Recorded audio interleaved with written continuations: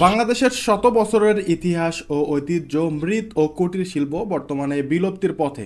তবে এখনও সাভার ও আশুলিয়ায় বংশ পরম্পরায় কিছু কুমার ধরে রেখেছেন এই মৃৎশিল্প, যেখানে খুব কম মূল্যে কেনা যায় নারী ও পুরুষ কুমারদের হাতের তৈরি মাটির বিভিন্ন রকমের মডেল, শোপিস সহ হস্তশিল্পের আরও নজরকাড়া সামগ্রী।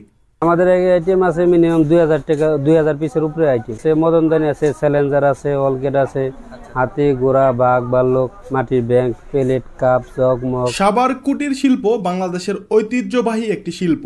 এই শিল্পে বাংলার আবহমান সংস্কৃতি ফুটে ওঠে, যার নির্মাতা পল্লী অঞ্চলের মানুষ। এক সময় সাভার ও আশুলিয়ায় কুমার ছিল অনেক পরিবার, মৃৎশিল্পে তাদের জীবন ও জীবিকা চলত। কিন্তু বর্তমানে সব কিছুর দাম বেড়ে যাওয়া সহ নানা কারণে এখন কুমাররা এই মৃৎশিল্প ছেড়ে অন্য কাজে চলে গেছে। তারপরেও গ্রামীণ এই মৃৎশিল্প টিকিয়ে রাখতে নবীনগর এলাকায় একটি মৃৎ ও কুটির শিল্প বাজার বসানো হয়েছে। আর আপনার 5,000 টাকার উপরে সামথিং। সারাদিনে বেচা কিনা ভাই, এখন তো মাস শেষের দিকে, ঠিক আছে, এখন বেতন হইলে পরে আর কি হবে, ঠিক আছে, এরকম। আমি নর্মালি মনে করেন যে 2000, 2200, 2500, 1200 এরকম হয়। শুক্রবার হলে একটু বেশি হয়। সমস্যা কিছুই না, সমস্যা ওই কাস্টমার যদি ঝগড়া করে একটু সমস্যা হয়। কুটির শিল্পকে অনেকে হস্তশিল্প, কারুশিল্প, শৌখিন শিল্পকর্ম ও গ্রামীণ শিল্পও বলে থাকেন। বর্তমানে শহর এলাকায় কুটির শিল্পের দেখা নেই বললেই চলে, তবে নবীনগরের এই মৃৎশিল্পের বাজারে দেখা যায় অন্য চিত্র।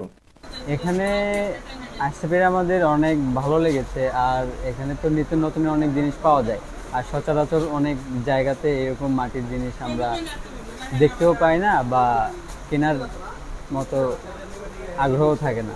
এখানকার কালেকশনগুলো অনেক সুন্দর সুন্দর, নিত্য নতুন কালেকশন, যেখানে মানে এখন সচরাচর কোথাও তো এগুলো পাওয়া যায় না, মাটির জিনিস খুবই কম পাওয়া যায়, খুব ভালো লাগে।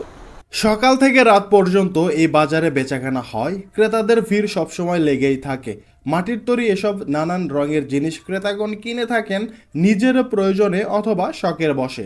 না, এই জায়গায় তো পরিবেশ আসলেই একটা অস্থির একটা পরিবেশ, যে এগুলো সাধারণত দেখা যায় না এখন, বিশেষ করে শহরের এলাকায়। আগে হয়তো আমাদের যারা পূর্বপুরুষ ছিল তারা হয়তো গ্রামগঞ্জে এগুলো দেখতে পারছে, কিন্তু আমরা তো আর নতুন প্রজন্ম, আমাদের চোখে তো এগুলার পুরো ঢাকা শহরে কোথাও আমি পাই নাই।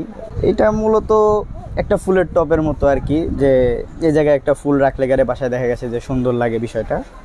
তো এখানে মনে করেন যা দাম আছে 100-150 টাকা এরকমের ভিতরে এগুলো আর কি এখানে পাওয়া যায়। মাটির তৈরি এসব কারুকার্য কিনতে দেশের বিভিন্ন স্থান থেকে ক্রেতারা আসেন এই বাজারে। শুধু সাভার, নবীনগরেই না, এখানকার তৈরি এসব মাটির আসবাবপত্র রপ্তানি করা হয় দেশ ও দেশের বাইরে। এখানে এই ধরনের লোকের প্রয়োজন এখন, কারণ বর্তমান পরিবেশ অনুসারে এখানে সেই এখন যে একটা যুগ, এই যুগ অনুভূতি লোকের প্রয়োজন আরো।